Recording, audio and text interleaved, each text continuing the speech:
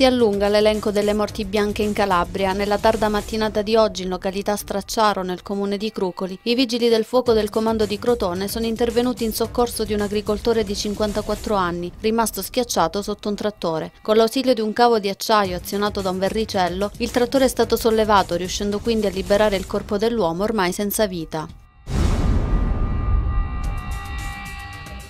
Emergenza sicurezza a Mesoraca. Dopo alcune scuole danneggiate, 15 giorni fa è stata presa di mira anche l'auto del sindaco Armando Foresta e nel giorno dell'Immacolata, l'ultimo attacco nei suoi confronti, è stata distrutta da un incendio doloso l'abitazione estiva del primo cittadino in località Fratta. L'intimidazione è stata scoperta ieri dai vigili urbani del paese in provincia di Crotone, che stavano effettuando un giro di perlustrazione in una zona montana del territorio comunale.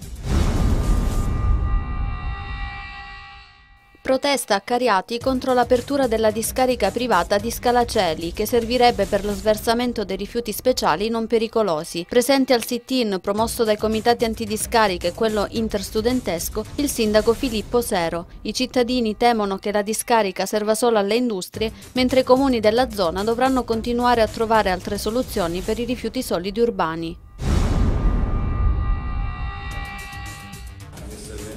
Il prossimo lunedì sigle sindacali unite per lo sciopero unitario contro la manovra. Una conferenza stampa all'interno del centro Auser di Cosenza è stata tenuta dai segretari provinciali per spiegare le motivazioni dello sciopero. CGIL, CISL, UIL e UGL contestano l'aumento dell'IVA, delle accise sui carburanti, nonché la reintroduzione della tassa sulla prima casa, azioni che vanno a indebolire la situazione già precaria di lavoratori dipendenti e pensionati.